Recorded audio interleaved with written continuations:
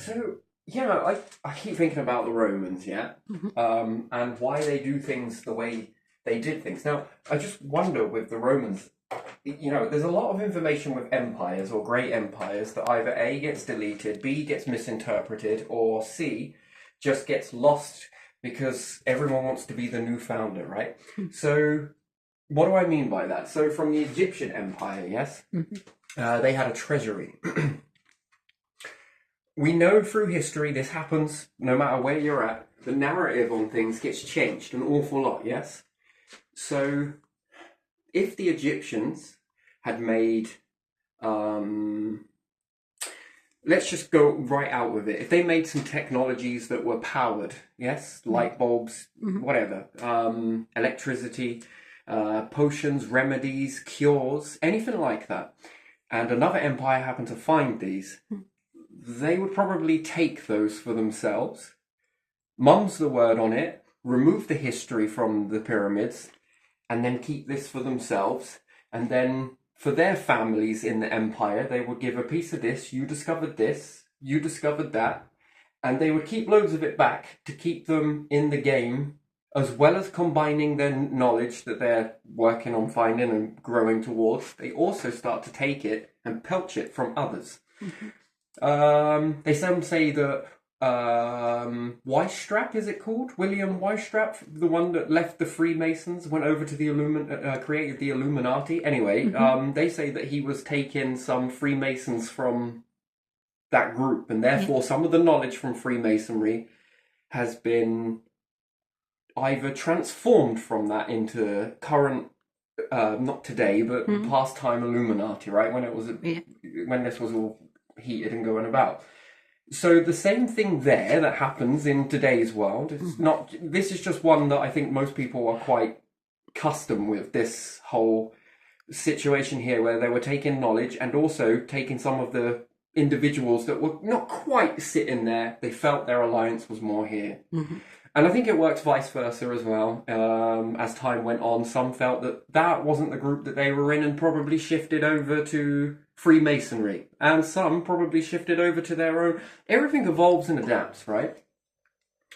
However, let's just say, for example, the Illuminati, the Weisstrap, shut down the Freemasons Yeah. with that knowledge Mhm. bestowed upon him, yes, Mm. and created the Illuminati. Is there a high chance that he wouldn't have kept a lot of that knowledge if he had got it, and had some for himself, some for his families, and some for his group to grow it? Yeah, do you see what I mean? So we could say this like from religion as well. It's no different. So we have a Bible growing in popularity, different things like that, different takes on the Bible, and then all of a sudden there's this Lucifer doctrination, or doctrine, whatever you want to call it, Mm. yes? And it's all the reverse of this over here, like sort of over there, sort of thing, right? But again, these two are in existence, yes? The same way as Freemason, Illuminati, at one point or another, are in existence, right? So the same way you've got empires, it's a little bit more on steroids than that. So that's behavior in a small term. And then we look at behavior now. So if you start inventing loads of stuff and someone takes it here, takes it there, and claims that they were the ones that invented this, even though they didn't, you'll see a lot of, oh, I made this. So we see this play out even in today's world. So when we look at that, we've got to look at the empire of the Romans, and I keep going back to it because I can't leave it alone. Every time I throw this one out of my head, it comes back to me every single time. I've been throwing this one for many years. And it links to these bathhouses and why they were so close to Pompeii, and what the such desperation of the Romans to stay there when they saw what they saw. Now, I'm pretty sure that they weren't stupid individuals. That's, by and large, humans are quite intelligent. So when you start to see something smaller, cheers! Let's keep drinking, right? Let's stay in the bathhouses. Now, that doesn't fit. There would have had to have been something that drove them to be there. So when you ask Google, and this is, again, it's best knowledge, but just because everybody believes it, for me, it doesn't mean that I'm going to believe what everybody else is believing, right? Because how do you know for sure there isn't more information that has just been lost? Or perhaps the Romans weren't so forthcoming with it because it might have been a new medicine. So let's say around the world, one nation made a vaccine against COVID, yeah? They weren't going to share this with others, and some stole from others, right? To try and hack to find out what type of medication they were going to be given. I mean, it wasn't all very forthcoming with all of this, right? So there was a little bit of hesitancy about who was going to release what and who was going to share what with who, and then again, there's an awful lot to do with that. And then you would hear in the papers, whether true or not, again, can't believe everything you read here. Well, again, because it could be a lot of distorted whispers going on. Who knows? There could be truth in it. Shades of grey. And one would say the other nation took their vaccine and they claimed it to be their own, even though it wasn't. They stole it from us. Yes? So there's a lot of this going around, right? So, again, it's weird, but every nation has their own unique thing that they're doing behind closed doors. Yeah. Hence why intelligence agencies and different stuff like this is to guard these secrets, government secrets, business secrets. Everybody's got them. So, you've got all of this in place in order to stop this. So this is a part of history, right? So it was also true with Egyptians as well. They had their messengers, their lookouts, and it goes back further and further. And they were also not very forthcoming with techniques that they had learnt. These got found out afterwards. Some of it's been backward engineered and a lot of it's been lost. So we've got a lot lost knowledge, yeah? Mm-hmm. So for the Romans, for me, is how they managed to stay there. And secondly, is these bathhouses. I just can't shift it. You can make a bathhouse anywhere. Why this particular location? Well, the first thing I sit there and think about is, sorry, I got it right at the same time, is hot. Something's telling me hot. Yeah. Heat. Heat, yeah. Heat. Large heat. But why would you want heat and it to be so hot? Well, they hadn't made heating then, had they? Good with roads, good with other stuff. Perhaps not traditional heating that we understood, but perhaps intelligent enough. The being close to a volcano, especially an active one, whether you say dormant or not, the temperature there is going to be an awful lot warmer, especially when it comes to fluid, water. Mm-hmm. I'll say these bathhouses are cold, yet after Pompeii erupted, perhaps most of these different areas or bathhouses, wherever they are, perhaps significantly cooled down. Yes, the area cooled down, or perhaps water wasn't warming as much. Again, these bathhouses, and why they would be so drawn to bathhouses. Now, I think it's got something to relate to STDs. Again, can't shake this. There's high understanding that they had terrible diseases, especially the sexually transmitted type. Again, I think that there was this certain, I'm not sure where I'm seeing this. I see this cave with a lot of bones in it, and somebody is talking about the decay to the bones and the teeth.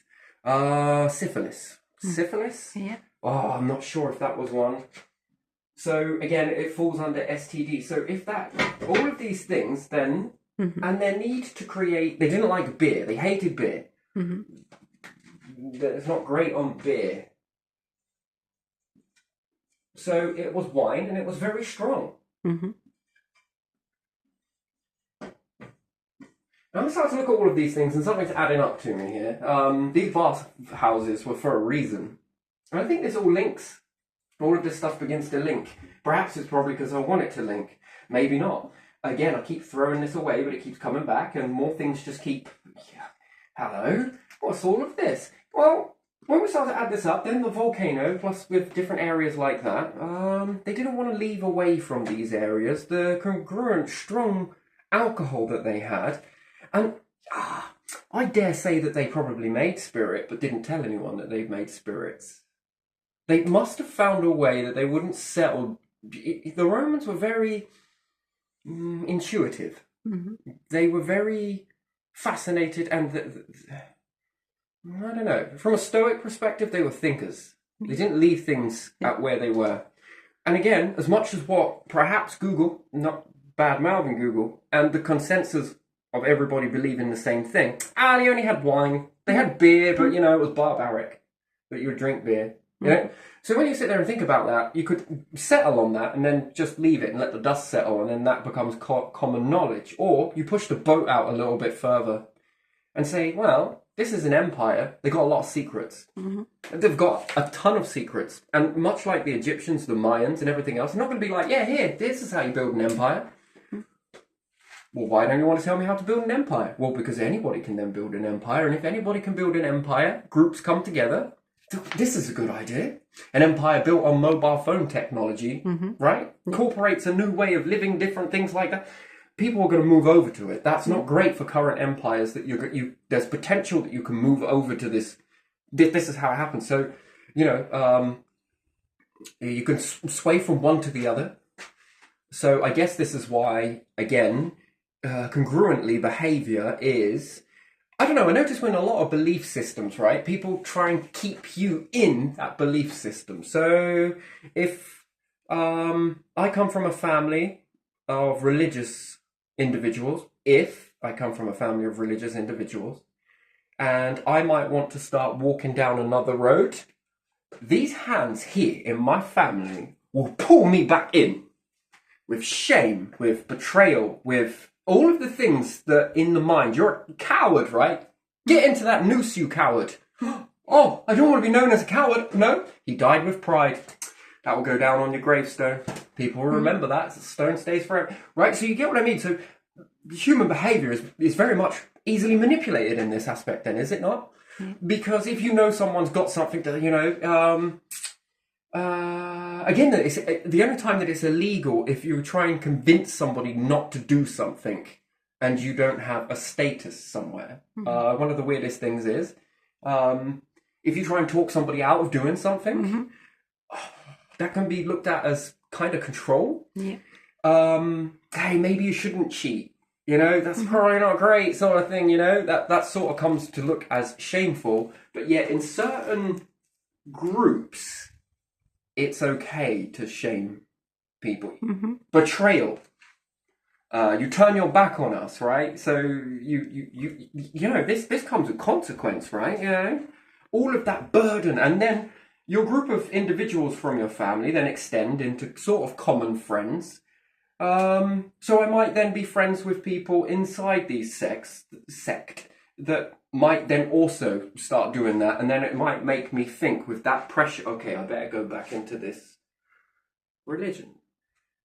And then it's the same if I come from a family of tarot readers, spiritualists, and I start to move away from them. Hey, this is me.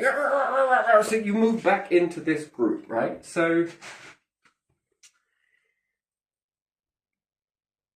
are we really doing things in that aspect?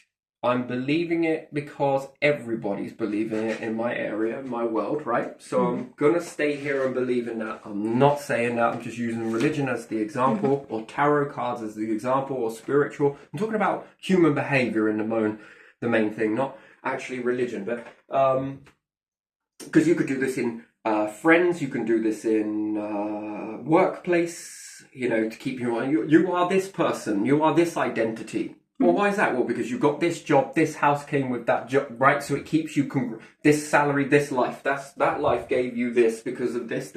So it keeps you there, right? I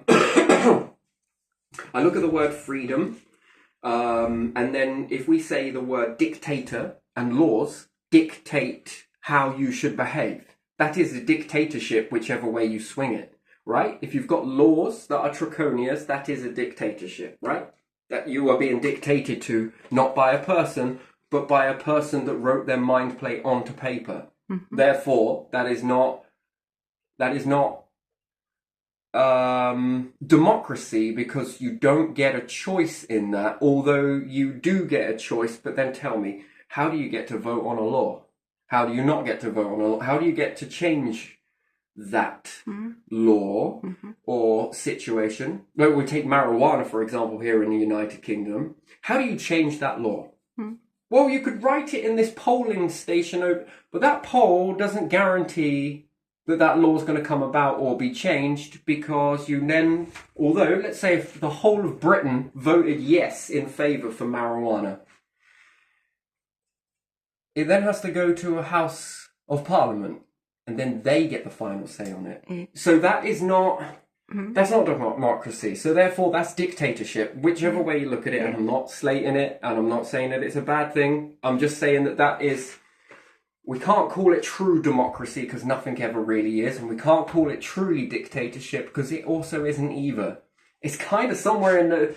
It's there in dictatorship, but a little bit more on the spectrum over here, I would say. So, one up, I'd say. There you are. Or perhaps dictatorship is one up, whichever way of the spectrum or coin you come from. I tend to walk around the edge of the coin.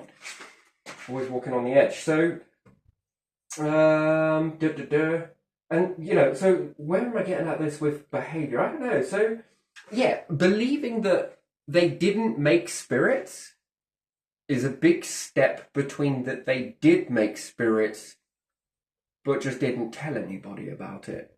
Because they made spirits not for consumption, I think. And I think there's a reason behind it. When you factor in most of this, bathhouses in particular. And the drawings, the paintings inside some of these places, especially of the genitalia, symbolism, right? In pictures, right? There's the unspoken language, whichever way you look at it, is either pictures, and also I include symbology into pictures, right? So even symbols are still talking to you, much like the Egyptians drew pictures, but there was a lot of words to be said. And if you saw the symbol, it didn't matter because you needed to know the text that went to that picture. So I could hold this up, and if you've never seen it before, I'll know that that symbol means something. To you, it doesn't mean anything. Because you would need to know this part of that to know what that symbol actually means, yes? So I can communicate, and I do, with a lot of symbols, yes? And these say a massive sentence just by showing one symbol. So, again, this brings me into alien language, that I think that any extraterrestrials out there could probably communicate whole sentences in one single symbol. Because language would be very diverse, right? So another characteristic. But anyway, that's getting off topic, but still I'd like to include that one because it's fascinating to understand that you can be taught one type of language and learn these letters called an alphabet, but there can be one that you haven't been taught, but you see it everywhere. But these ones have been taught here. And so on, and so on, and so on. It's fascinating because there's a lot of behavior in symbology, but yet you can, if you start to backwardly engineer. It's code cracking, basically, is what it is at the end of the day. It's not a perfect science, but there is there. How do you profile an individual that works on symbology versus somebody that works on alphabet? Linguistically speaking. If you understand that, you can get a linguist understanding of individuals that use... let's take it like this then. So you have slang in your language, yes? Yeah. And you also have words that are used by your mainstream individuals, plus mixed in with some slang. Yeah. The younger generation knows slang that you don't know. Yeah. And your parents know a language that you don't know. Yeah. Yeah? So, right? Yeah. So... in order to know that, there's an awful lot of knowing in that. You need to know a lot of psychology in the individuals because they might not be using past tense, pretense in their slang, right? So it makes it a little bit more, it's not tricky, but it is and it isn't. That when you know the language, then you know the chatter, then you know when they chatter with this slang language, that they get relaxed. And they start using these words. But yet when they're panicked or being at risk of being caught with something, that language there changes very slightly. Okay? And then this helps you understand whether they're telling the truth, what they think. So Darren Brown is an example. Get him to understand some people that are more slangy. I noticed there's an age catchment to his... So, and again, he's very not criticising. Well, anyway, so, yeah, with that symbology, there's a lot of stuff with the Egyptians that people just don't know. Mayans. Whether you say that that's a calendar, I'll take your word for it. It's very interesting to me. I don't look at that as a calendar, but still, the Mayan calendar, yes. Okay, dokie. I get it. I get it. I get it. Everyone goes to this thing calendar. Stonehenge, it's a calendar. Okay, dokie. So there are a lot of things that get put down to this calendar, this whole emphasis and the science behind everything, right? Well, if you believe that and accept it as that, that's up to you. That's cool. I'm cool with you accepting that. But for me, I'm going to blow that back a little bit more and try and look at that from a different perspective without having all of that chatter put in from other people that might be correct and I could be wrong. And I don't know if there is a wrong or right, really, because who is actually right unless you brought someone back from that time and brought them here and said, what's that you built? Or you went in a ship somewhere and went back in time, not a time machine as such as everybody knows it, but had a way of seeing back into the light. No, powerful telescope that goes back X amount of distance away. Could you zoom in enough to see prehistoric, when you get away from Earth, if you could travel times 2, times 3, times 4 the speed of light, yes? For 80 years, how many light years do you go back? Well, if it's times this over the light years, yes. And if you go back far enough before Earth was even in existence, traveling past the speed of light, the longest that Earth has been around for, from one point to another, yes? The light from our star and magnification terms. So if I travelled X amount the speed of light, yes, and managed to get my craft here, and I look for a telescope, Earth hasn't even been born yet. Did you know that? The star and the Earth has not been born. So if I could zoom in and then the first light from Earth, yes, our solar system starts coming into my telescope. Now, if I had capability and I was that far, I could travel faster than the speed of light, for example, and I could get very far in space to get, the light's going to be traveling at this speed, and it's going to be coming into my telescope right about now. And then, from that moment on, history is going to start to play itself to me from the past, but from a future standpoint. Now, let's say you could do this. This would be absolutely amazing. This is another thing I'd love to help an advanced civilization achieve, to be honest. It's going to be quite fun because of the results that this would bring in from these individuals would be, and how... what just that much more closer to the past and the future come that much more closer. Now, let's say that this light is, how can I explain this in a way that makes it, it's okay. So this cable represents how long, so our star began over here, and it came into existence. Now, if I was many, many light years away, I would not know that that star had even come into existence yet until the light reached me. But it's going to take X amount of time. But in this time, let's say from here to here, are the first 500 years of Earth's existence and our solar system.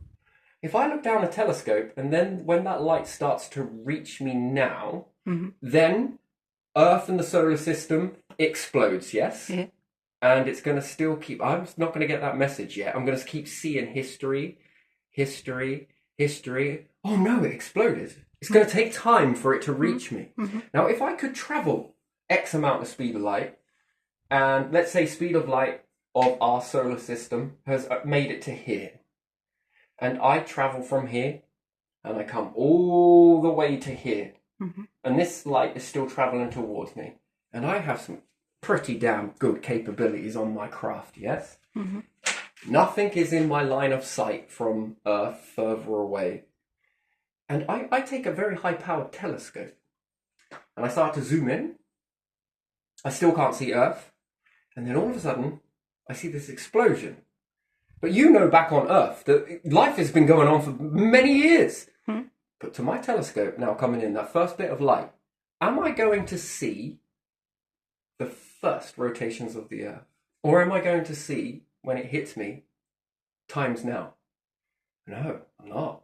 So if you held up a Morse code to me and started flicking it at me right now while I'm here just seeing the first light come to me, I am not going to see that flickering light in Morse code. Perhaps you made a way to dim your star and Morse code your star, which is a great way of communicating long distance. It's actually not, atomics are better, but still, anyway, it's pretty crazy, right? I'm not going to see that. But if my telescope was good enough on my craft, and that first light came in, and then I was like, okay, I can zoom in a little bit more further. Okay, now I can pick out Jupiter. Okay, all right, now I can see Earth. Now let's say I could zoom in even past and remove all the clouds, the blue, the hue, and I could make the Earth so that I could zoom in onto the planet and see like a stamp on the planet's surface if I wanted to. Yeah. Let's say I had all that capability. Yeah. And just by looking into the light, could I see the very first humans on the Earth? Yeah.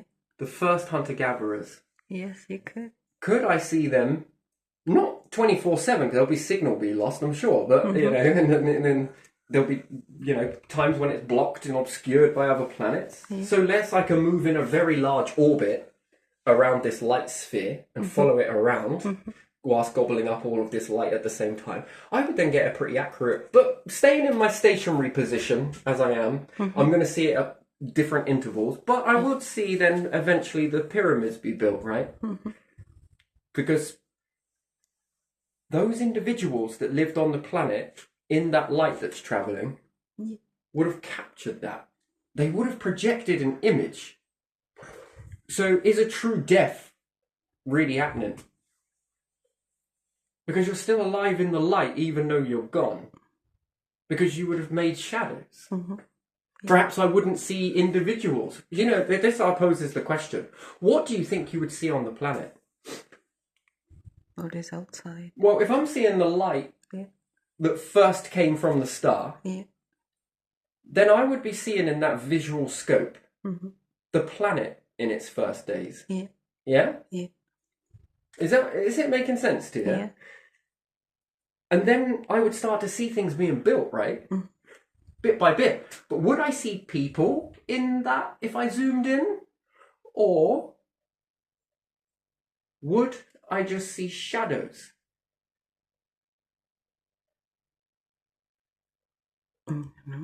Yeah. What do you think? Do you think I'd actually see people in that light casting out these little silhouettes, or do you think I'd just see their shadows? And only their shadows will remain. I think it's a good question to ponder on, really, isn't it? Wouldn't it be a weird thing? Because they're not technically there, but they were there in the light. Right? They were there on the planet at that time. So would I then start to see early humans? It's like watching films, so you would see people. If I could see people in that, then that means humans are light. Yeah. Yes? Yeah. Life is light. And life then means light all casts things, light on us, so you would see people outside, not inside the buildings, but outside. So when astronomers see a planet around a star, and they say that those stars might not even exist there, am I seeing that planet that you're showing me a rendition picture of now, or am I seeing it like back then? Yeah. If I haven't seen that star explode, and that planet's still going around, but that star is no longer there and has exploded, then I'm technically shouldn't be able to see that planet. Nor should you. Nor should you be able to see that star. But yet, here it is, and you are seeing it. And you can see a planet. So, it's not even there. So therefore, with that logic, if I can see the planet, which isn't emanating light, as far as I know, then I'd be able to see the vessels or beings that were on it. So, you know, that would be the greatest thing about going the speed of light. Why is it so important to go faster than the speed of light and not limit yourself to the fastest is the speed of light? The fastest natural thing in the universe, and humans are far from natural. Yeah, supernatural, you are it. Okay? Because you have gifts that allow you to think this stuff. And what's more, you choose whether you want to do anything with this information or you choose not to. And that's cool, either way. But yet, just you think about that. Humans are unnatural. Any being that has been awoken, and that's on humans, other life forms that just are not knowing that they're existing right now, right? You are supernatural. You've all been awoken. Yeah, let's not be playing around with this. We're not beating around a bush. You are awoken more so than any other vessel on your planet. And that is something. And awoken in the sense that you are more aware than anything else. And do you want to prove this? Can you do something about your fate? It would be nice if all beings on the planet, on any planet, could all have the ability to do something about their fate. Every single one of them. It would be very nice, ideal. We'll get there. We'll definitely get there. It has to get there. But at the moment, that is left in the hands of a few to do something for you about your fate. But I think, in a way, you could say that everyone is doing something about their fate because you would need to feed the individuals. And if you are working somewhere else, you are supporting this individual's, let's say, NASA or anywhere else for that matter. The more people that you've got trying to do something about this than just a few puts your odds of survival quadruple. When you've only got a few people doing it, it's not enough. It's a very loose situation. I'm sorry. I'm not sorry. I'm unapologetic about it. It's factual. If you've got a very large thing coming towards you, you want all hands on deck. Not just a few, because when you've only got a few, these few might not work. And the answers are resting inside the minds of individuals that perhaps could add to that net. The more chances you've got at doing different things, the more chances of survival you have. That's just the way it is. Anyway, so going back to this, that humans being told this information would be like any being being told this. Ones that have been awoken, okay? Now, what's not awoken, but it is awoken? Animals, trees. They're very aware. But you are more so aware. Because you have the ability not just to do something about your own fate, but you have the ability to do something about the fate of the whole planet. Every species on top of it. Every single one, from bacteria all the way up to nature. And again, these things, you want to look after these things because they might be pieces of a puzzle you need later. Never overlook that. And having massive extinctions all over the place, you might regret it one day. You might. But again, take it with a pinch of salt if you must. But anyway, so going back to that, let's say you can make humans super advanced, right? And you put this in their minds and they just get some thinking, right? And they're just like, I want to be able to film that. Because the biggest blockbuster ever would be to no longer guess your history. It would be to know it. Know it in advance, right? And again, that is something wow. Because if you figured that out, and you could do something about that. Do you know the greatest tool that this can be used as is strategy as well for survival? Well, if you think about it, fast forward and you learn that all of this is true, and it's like, whoa, mind-boggling, right? Once you got all over that, and in your whole giddiness of seeing past the way it actually is, and then no more walk around with these question marks. Where did humans come from? Well, you would see it. You would know. Well, was it an alien flying by Earth and thought, oh, I really need a shit. I don't know why they wouldn't shit in their vessel. But still, this is something that was brought around when we were kids. So anyway, and someone took a shit on the Earth, left, and then life happened from it, right? Have you ever heard that saying before or something similar? No, an alien was flying by in a spaceship, needed to take a dump, came down on Earth, took a dump, left, flew away again back with the... And then over many millions of evolution, that once alien shit then converted into all life across the planet. No, it's also something that we were just as kids, just very stupid, but yeah, it sticks with you, right? Just, it's all got to start somewhere, right? So, I will get back onto this in a second, but could you imagine seeing all of that? seeing all of that, knowing where you actually came from, whether you evolved and what you evolved from, whether life in the ocean was the truly place that you came from. I mean, it would make a lot of rewards for individuals who were bang on with their science and all the rest of it. And then it poses another question entirely. What say most of it was right, what you guessed? Then that would pose another question of how the hell do we know this without actually knowing it? Then that would then hole in a whole new psychology of, is there this type of sixth sense, or are we being guided? I mean, the pieces start to fall in, right? Yeah. They seem to all want to fall in. Wow, I'm getting mega deja vu. We haven't said this one before, have we? No, wow. Right place, right time, hey? Been here before? Definitely feels like it. But again, what does that feel like? Bit like this. Yeah, okay, right. So, could you imagine all of that for a start? That has a lot of questions. And secondly is, it works well if you find other life forms. You can send in a rather small fleet and, keep your larger fleet further back and see how they respond to that, negatively or positively. And from a very great big distance, an advantage point, if you send in robotics to start with, you can see how they respond.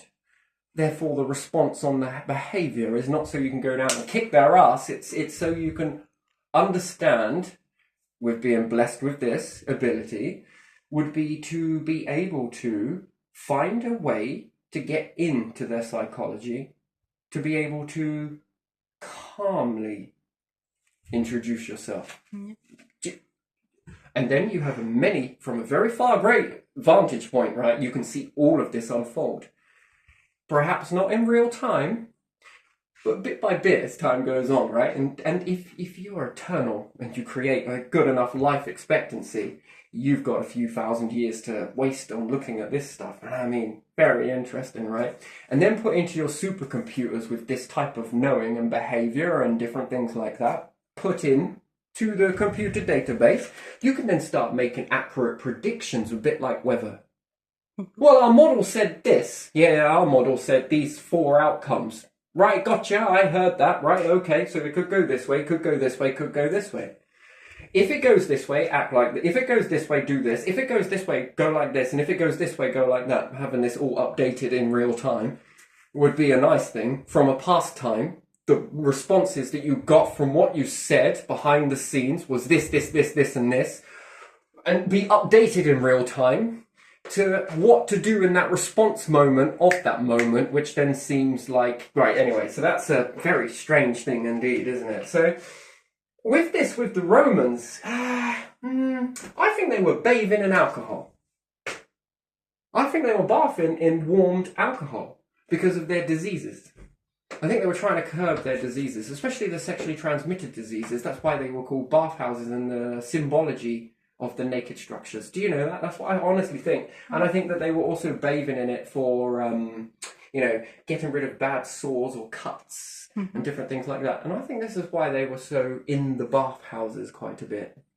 Yeah, and I imagine they needed to do something about the pain, so alcohol too. I think these were medical places. And then those bones that were found nearby. Yeah, very interesting. Why they had so many there. Perhaps they were trying to doctor this stuff. I think they were. Do you know what? All cultures have this weird doctory type thing. And then to think, you're not supposed to drink it. Yeah, you should try some of this. It's pretty fucking good. You gotta get past that. How long have you been drinking this for? About, I don't know, 6 years. Alright. Nothing happened to you? Yeah, it's pretty good. Well, we drink it and bathe in it. Okie dokie, whatever. Yeah, why would you need to make something like that? Why go to all that trouble to make alcohol, spirit? Why? What's its purpose, to be honest? I don't see it being quite an appeal. It's something that you got to really get used to, right? I don't know. It's not like a smoke. It's very different. It's to me, I don't really like it, to be honest. I've had it. I've drunk. Yes, I've been absolutely shit-faced on many occasions. Yes, that's not for me. The whole getting over that hangover shit. It'll last about a week for me, and I just don't like it. And I get pissed really easy, to be honest. I just smell it and feel it. Eat Christmas cake, and I'm gone. No, not really, but still. So I don't know. I think the alcohol is more of a medical, and the only reason why, when we take in from this COVID situation, what were we all rubbing on our hands? Alcohol. Alcohol. Why were we all rubbing alcohol? To kill bacteria. Kill bacteria. What is these diseases that they keep putting in symbology? Bacteria, right? I think it's mainly bacteria, right? It's a very horrible bacteria. Well, that would make sense, really. For me personally, that would make sense, and especially with a drive of a few plagues, I do wonder whether people who drank alcohol were less susceptible to it. Perhaps didn't get as sick. Perhaps, especially with the Romans in their battles, they're going to need something to mend their troops. And what's better than having an injured troop who could get gangrene, who could die, who could have this, who could have that? Yeah, sure, you're going to have more recruitments, but wouldn't it be great to fix those ones so that they could go back into battle again? Especially if their kill count was this many people and now they're injured and they could die. And, they got pretty good at it and they were pretty tough for it and they took orders pretty well. More compliable, have the pain in the arse to teach more. Or have the pain in the arse to teach more and mend your injured. So, alcohol? I'm not sure. I would have said that was more of a medicine. And then we use it for mouthwash and stuff. Some individuals, yeah, sure, it's not great for your teeth in large doses over an X amount of time. Anyone I've seen with an alcohol problem don't have very good pearlies, don't have very good teeth. And there again, I don't know why I can talk. My teeth aren't great either, but there you are. So there seems to be a lot related on teeth, but I think it's just because you're in Britain. Yeah, I think it's just cliche with Britons, isn't it? Bad teeth and, Victorians. Yeah. No, sorry, Victorians. but just put the Tory bit in there. But yeah, Victorians, yeah. Yeah, so no, I think that they needed the heat from the volcano to heat this, to treat STDs. That's why they had a strong wine that you had to water down. They perhaps didn't want to drink it that strong, so why make it that strong? Perhaps it was probably because it removed all the yeast and that was their process at the time. Filtered and unfiltered, and then bathhouses? I'm not sure those things were filled with water. Perhaps one was filled with water, one was filled with alcohol. I honestly think it was something to do with medication purposes, and I think one, it had a double effect that it dealt with STDs, another one, it dealt with injured troops to recover, and this, that, and the other. Also, as an anaesthetic, it was used for many years back prior to that. Before you go and get your teeth knocked out, speaking of teeth, you would overindulge in alcohol, wouldn't you? And go see your local metalsmith, blacksmith. Yeah, you go see a local, or you go see a donkey. Kick me. So that's probably the way that it would be done. But drinking that alcohol beforehand and feeling intoxicated, perhaps acted as a mild anaesthetic, which technically it is. It's also an antiseptic in a weird form, isn't it? Very much alcohol seems to be an antiseptic in a way. Wouldn't say it's the greatest in the world because it's got side effects, but I'm not sure though. And anyone that says that they've got a bad cold always swears by a gargling of a certain spirit. Have you heard that? And to be honest, I have gargled this stuff when I had a dreadful flu once, but I had a really bad sore throat with this one. When I was gargling some of this, it actually knocked some of it out for a bit. Yeah. It gave me a bit of respite. Yeah, I wasn't swallowing it down, just gargling. I don't mind it. It's so much, but it's that whole. Why do I want to drink to feel like shit afterwards for X amount of days? I don't know. Some people say it wears off after 8. I don't know about that. I just don't know. I'll drink a bit of wine now and then. Maybe, but not really. I just don't understand why they say that they would make a wine. You see, this was something else I was thinking about just gone Christmas. Someone's like, "Oh, do you want some wine?" Yeah, well, go on then. I'll have a glass of wine with a dinner or something like that. And then with that wine, I was reading it was made with finest quality grapes. Well, why can't you add that wine then, once it's made into an alcohol, to grape juice? Freshly pressed grapes. You make a juice from the grapes and sieve out any of those bits, just keep the juice, and then add some grape to your wine. Wouldn't that make it more explosive? A bit more... I mean, it would add 1 of your 5 a day, I guess, inside your drink, but, you know, because...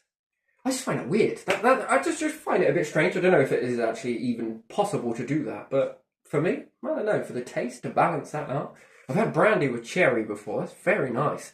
But grape and wine. And why would you add it? Because, you know, I just did a quick bit of research on the Romans, because, again, why they were adding ice to it? Ice to what? Their wine, to water it down. They wouldn't drink wine unless it was watered down. It had to be watered down.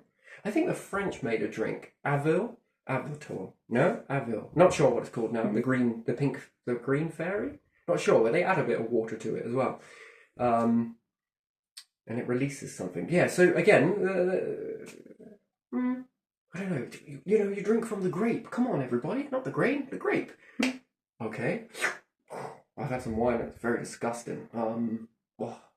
No, some of it's not great, right? Well, some has tried it. So, oh, this is really good. It's expensive. This bottle of this. That's lovely. I didn't like it very much. You know, can you really taste the grape? Not really, but yeah. I guess if you say you can, you'll believe it long enough. If I hold cigarette smoke in my mouth long enough, and I keep saying to myself, it's going to taste like apples, it actually does taste like apples. So, you know, the whole grape, the grain, wine pressed. Why is it not given back the grape? I find that very strange. If you make an alcohol, wouldn't you add some grape to it? I don't know. I tried some of my grandfather's once, actually. Was it some burdock and dandelion wine? Something like that. I think it was possibly. If I only had a little, fingerful. Just a taste of it, because we went out collecting dandelions and some burdock, I think it was, and then we made wine. Yeah, interesting. I'm very fond of that memory, to be honest. So I was, spent a day in the blistering heat, had a picnic with my granddad out in the middle of frickin' nowhere collecting these dandelion things, where he was telling me that it was a myth that if you smell them, you wet the bed. Because everybody said if you sniff a dandelion, you'll wet the bed. Don't sniff them, you'll wet the bed. Do you know, that's a common belief. It must be a Thetford thing. I don't know if it's around the whole of Britain. Never heard that. You never heard that. It's just different things like that, just where people would say, you know, if you sniff a dandelion, this will happen. You know. Buttercups like butter. Look, underneath your chin. Don't ever eat them. I think they're poisonous. I believe they are. Don't eat anything you don't know, but I've never eaten them, so I wouldn't recommend it to anyone. Always check that up, and that's not what I'm saying. But if you hold it underneath your chin, it makes your chin yellow, and they say that that's butter from the buttercup. No? You ever done that? God, we had some weird things. God, things stick from a young age. But yeah, no, one thing I remember commonly was it went around quite a bit that if you sniff a dandelion, the yellow, not the one that's all open, you'll wee the bed. You'll wet the bed, right? So, again, it's amazing what people can say and what people believe. So, yes, back with this, I think that the Romans were using this as some sort of medication. And I think it then, I never wonder where alcohol comes from, right? And its origin, and what its true purpose was made for. And obviously not to drink. I'm sure as hell it wasn't to drink. And Guinness. God, damn it, I burnt the beer. You did? Yeah. Frank's in the back there. He seems to love it. Let me have a little bit of this. That's not bad, that, isn't it? Oh, it's full of iron, that. Ooh, good old Guinness, right? Stout, isn't it? Anyway, it's another joke. I did used to drink Guinness. There you are. Everyone says you're a bit anemic. You want to get on some Guinness. Are you sure milk of magnesium isn't the same thing? It's like an iron or something or other and all these vitamins. But no, you should get on some Guinness, wives' tales. Be very careful about what you listen to. Oh, and if you're low on this, and this, just have a glass of wine. It cleans the blood. Okay. I thought that was related to an organ, not alcohol. But, you spoil me with your wives' tales. But, perhaps there is. I don't know. how everyone can be so certain that wine is good for you, but yet they can't make up their mind between tea and coffee. Right? Is it? Yeah, 1 minute it's this paper saying that tea is good for you, coffee is detrimental. A few years later, another paper is saying that coffee is good for you and tea is detrimental for you. And then a few years later, they say both of them are bad for you. And then the next minute, coffee's now good for you, tea's now bad for you, coffee's now good for you. But wine, absolutely. Right, so I just find this very... I just wonder if it's an in-house joke somewhere or something like that. But still, yeah, so no, the bathhouses, the symbology, these things keep standing out to me. Another thing is the alcohol and the strong content of it. They were an empire. They didn't leave Pompeii, even when it was starting to smoke. Why? Because it was doing it over and over. Yeah, perhaps and it one was doing time it too over and much. over, but yeah. still, you know. I don't know. They just got used to it. They just didn't believe that it would blow, and it did at one point. Okie dokie, I will take some of this back in then. Huh? How else, Romans, do you think the land was made?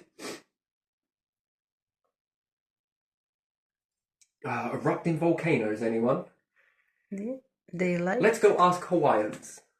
They knew it was volcano, and they liked to grow the vine there because it was Perhaps, very full of minerals. Well, it's full of minerals, but nature does not like soil. I think we covered this in the last video, a fair few videos back. Yeah. Nature did not land on this planet, and it was full of soil because soil is a byproduct but that's of leaves and decaying trees, and that's not, I think this is the problem with most of nature and everything else, that it landed on a planet that was a bit more volcanicity, let's say. And volcanic ash or it didn't land on a planet, I'm sorry, I shouldn't say that. I should say that it possibly landed on this planet when we talk meteorite terms. Or, again, please, let's travel at the times 7 the speed of light. Let's get ahead of the light curve. And then let's start watching Earth back.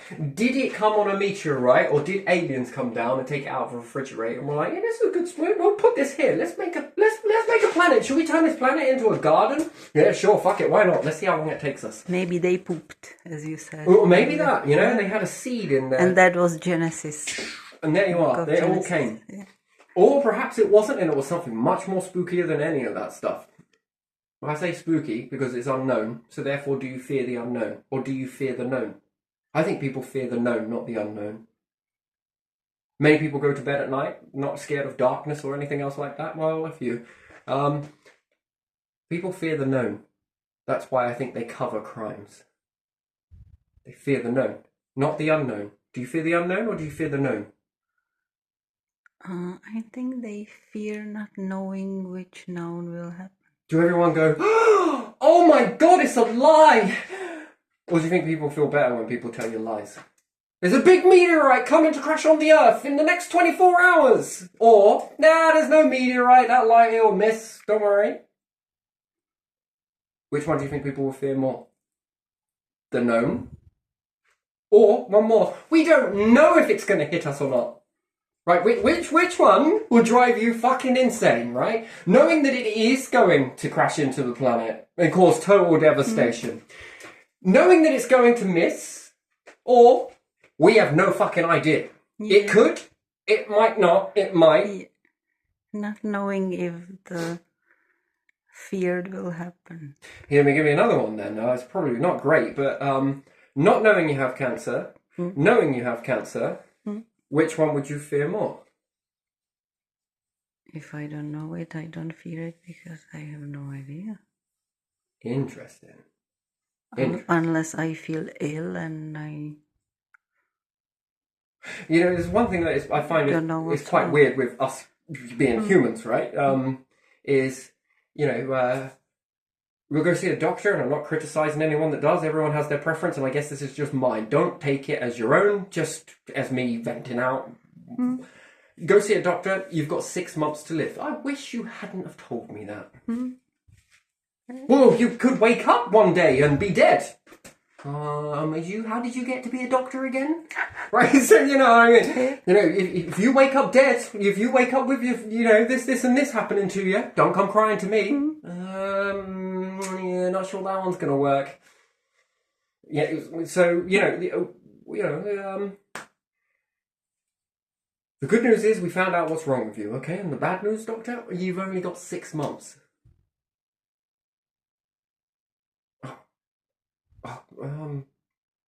Followed by, I like your top. Wow, that was a shit sandwich. You know, it's supposed to make people feel good. Good news, good news, right? Or you could go bad news, good news, bad news. That's a shit sandwich. Yeah. I don't see how that would trick your psychology, that you get a good bit of news. Now let me be a bit passive aggressive, followed by compliment.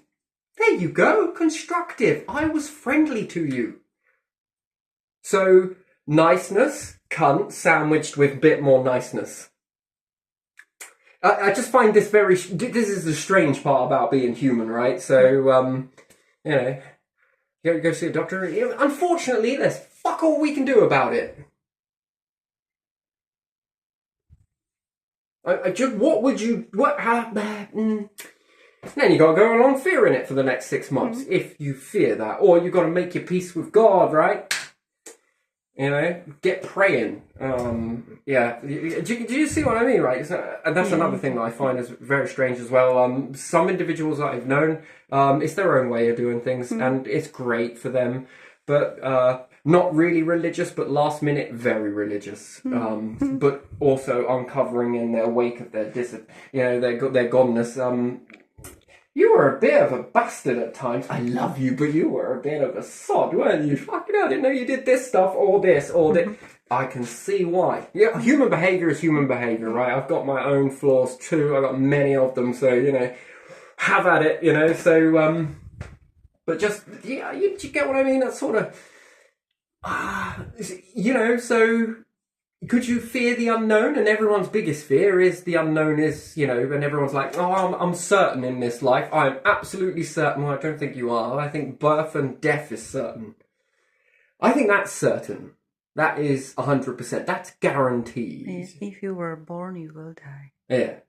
I'm in control of my life, I am. I'm a go-getter. Everything in my life, I make it happen. Feels to me you still have strings. I'm still a puppet to this thing called birth and death, right? Just like you, yes? Something else is in control of me at all times. It's illegal to control anybody, God. Didn't you know this? We got laws about this shit. Now, doesn't seem to work. Oh, about money! Oh, I'm sorry, I'm just taking a piss, right? So, you are controlled by something, yes? All the way throughout your life. And something that knows more than you do. I guess that's not a good day for puppets, really, is it? Well, no one's controlled, it's illegal, so, yeah. I don't know, I'm not making fun of it, because I get it, but I don't, but I also do, but I sort of don't, right? Some things are just barbaric, with this whole control thing. But anyway, so whether you believe in that, it's probably not, sounds far more outrageous, but... Again, it's been a beautiful little tandem, but I don't think with all that symbology, those bathhouses, look at my glory, We're here for a different reason, I think. I think, and if they travelled around a bit, they probably mixed some pretty horrific diseases, especially, I think in some of these, there was a lot. It was like their own catacombs, right? And there was an awful lot of these in the teeth, right? And it was highly suspected that they had an awful lot of STDs in this. This came about. This stuck with me. I don't know where I saw this now. I have seen this in my life some point. It's there. I'll find it up and then maybe I will go into this a little bit more deeper. But still... Go on, have at it, Pet. What's your take on that? Do you think I'm really punching above where I should be at, or...? I think they had in their bath, they had something special, because people do it up to this day, that they add something to the bath water. So maybe they did add wine or beer, or people are bathing in beer and stuff like that, so they could have done in whatever. And then I wonder what happens if you have, alcohol. Technically, yes, it doesn't go bad, right? So what happens if you have a swimming pool full of alcohol versus bleach, which is chloride?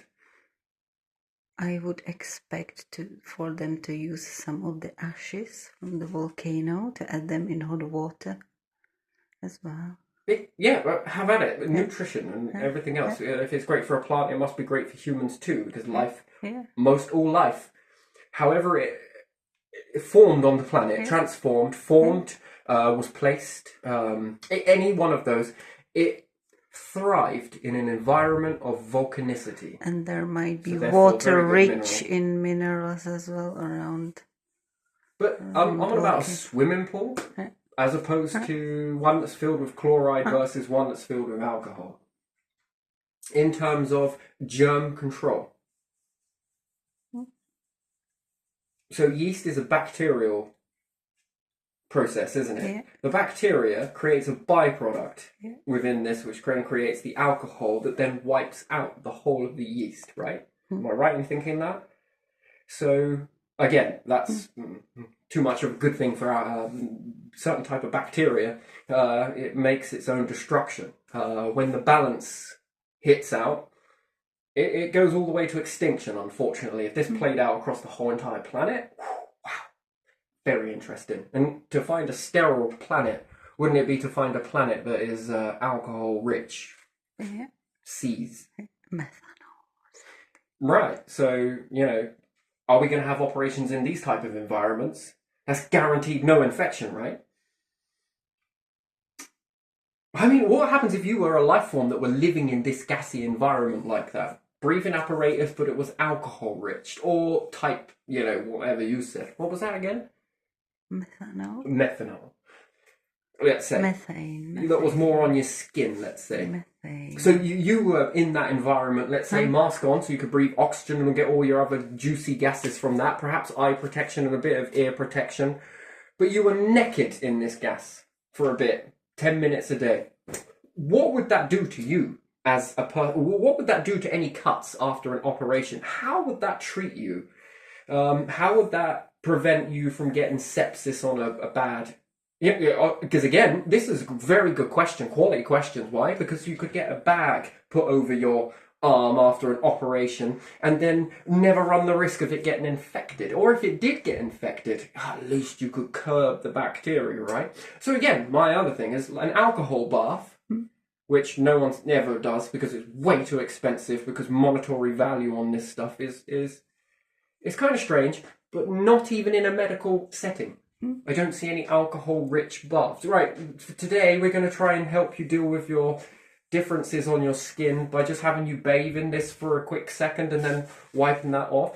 I mean, you could just put it on as an ointment, depending on how bad or where it was. Why is none of this in high production? And why do we focus so much on mouth and teeth, but we don't have any mouthwashes for our genitalia area or bums? When you think that there were more worse bacteria fested in these areas. There's for women. Well, there is for women, yeah. I don't agree with that, men, but not really for men. Not really a focused cleaner like this. One that we haven't got It's weird to say it, a dick wash. That sounds really weird. But you get what I mean. Mouthwash, focus on your teeth, your pearly whites, and everything else.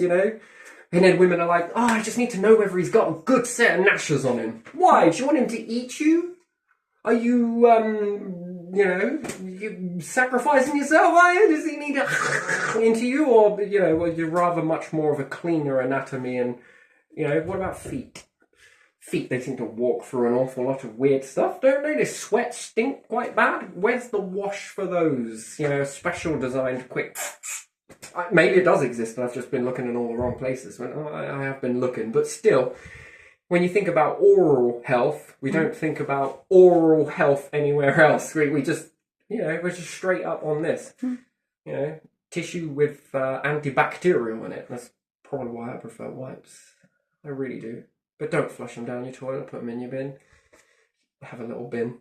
I can never go. I can never use tissue. I can't do it. It's terrible stuff. Absolutely, the most weirdest thing I think that has ever been invented, and it's stuck, doesn't it? Like literally stuck in society. That Mm. those freshen up wipes are the closest thing to like baby wipes. I mean, we use this on babies, but yet then we grow up to use just terrible stuff. I don't understand that. For me, that's a weird one. That's another weird one for me. I find that strange.